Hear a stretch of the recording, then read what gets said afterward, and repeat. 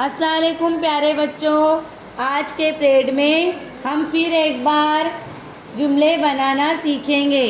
सिर्फ एक लफ्ज़ को बदलकर नए जुमले किस तरह बनाए जाते हैं वो हम सीखेंगे। तो आपको इन जुमलों को पढ़ना है और फिर अपनी बयान में लिखना भी है। तो पहला जुमला पढ़िए, क्या दिखाई दे रहा है? सारा ने टॉफी खरीदी। सारा ने टॉफी खाई। सारा ने टॉफी लाई। सारा ने टॉफी बनाई। सारा ने बिरयानी बनाई। सारा ने बिरयानी खरीदी। सारा ने बिरयानी खाई। सारा ने बिरयानी लाई। सारा ने आइसक्रीम लाई। सारा ने आइसक्रीम बनाई। सारा ने आइसक्रीम खरीदी। सारा ने रोटी खरीदी। सारा ने रोटी खाई। सारा ने रोटी लाई। सारा ने रोटी बनाई। मारिया ने रोटी बनाई। मारिया ने रोटी खरीदी। मारिया ने रोटी खाई। मारिया ने रोटी लाई।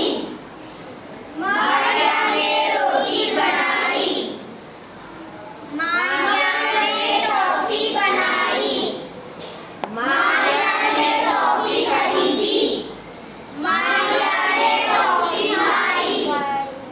मारिया ने टॉफी लाई। मारिया ने टॉफी बनाई। मारिया ने बिरयानी बनाई। मारिया ने बिरयानी खरीदी। मारिया ने बिरयानी खाई। मारिया ने बिरयानी लाई। मारिया ने बिरयानी बनाई। मारिया ने आइसक्रीम बनाई। मारिया ने आइसक्रीम खरीदी। मारिया ने आइसक्रीम खाई। मारिया ने आइसक्रीम लाई। मारिया ने आइसक्रीम बनाई। मारिया ने रोटी बनाई। मारिया ने रोटी खरीदी। मारिया ने रोटी खाई। मारिया ने रोटी लाई।